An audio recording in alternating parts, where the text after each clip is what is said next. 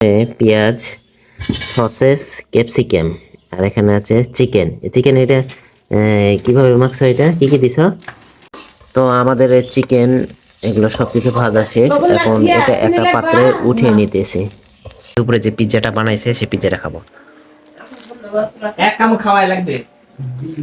আজকে আমরা বাসায় পিৎজা বানাবো, তো পিৎজার ফুল রেসিপি আপনাদের সঙ্গে শেয়ার করব। প্রথমে একটা পাত্রে 4 কাপ ময়দা নিয়ে তারপরে ময়দাগুলো মেখে নিয়েছি। আর এখানে আছে পেঁয়াজ, সসেস, ক্যাপসিকাম, আর এখানে আছে চিকেন। চিকেন এটা কিভাবে মাখছো, এটা কি কি দিছ? আদা রসুন বাটার, মরিচের গুঁড়া, একটু হলুদের গুঁড়া, লবণ, টেস্টিং সল্ট দিয়ে মাখানো হয়েছে। মানে মেরিনেট করা হয়েছে, লেবুর রস। লেবুর রস। তেল দিন।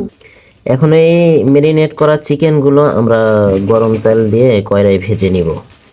এই যে কড়াইতে তেল দেওয়া হয়েছে, এখন তেল তো মনে হয় এখনো গরম হয় নাই।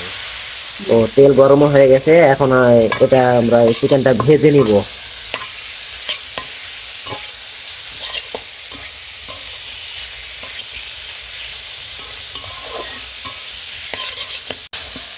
মেরিনেট করা চিকেন আমাদের ভাজা শেষ, এখন ক্যাপসিকাম, সসেস আর হচ্ছে পেঁয়াজ, এগুলো এখন এর সাথে দিয়ে দিব।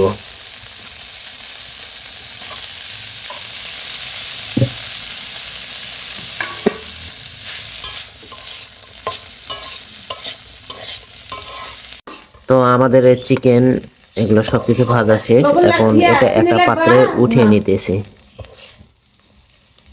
প্রথমে একটা প্লেটে ওই ময়দা যেটা ছিল ওইটা আর কি রুটির মতো করে বানিয়ে নেওয়া হয়েছে। তারপরে এই যে এই ভাজা চিকেন, সসেস এগুলো সব উপরে দিয়ে সাজানো হয়েছে। সাজানোর পরে এটা উপরে এটা কি দেওয়া হয়েছে? Cheese, cheese. অরিগানো। উপরে চিজ আর অরিগানো দেওয়া হয়েছে। এখন এটা ইয়ে দিতে হবে নাকি, চুলায় দিতে হবে? ও আচ্ছা, ঠিক আছে, দাও, তারপরে ফাইনাল লুক দেখাবো নি। ফাইনাল গাইস, এটা হলো আমাদের পিৎজার লাস্ট লুক, মানে এটা হলো ফাইনাল লুক। এখন এটার চারি সাইড দিয়ে সুন্দর করে কেটে তারপরে খেতে হবে। গাইস, আমি এখন পিৎজা খাবো। পিৎজা সকালে যে মানে দুপুরে যে পিৎজাটা বানাইছে সেই পিৎজাটা খাবো। এক কাম খাওয়াই লাগবে। টেলিগ্রাম ডিলারতে 1 মাস সময় লাগে। হুম, 1 মাস পরে আমি 1 মাসের মধ্যে ডিলেট নেব। সেই টেস্ট রে। শক্ত হয়ে গেছে। হুম, ফুলানো ফুলানো থাকতে থাকতে। না, পিৎজা খা।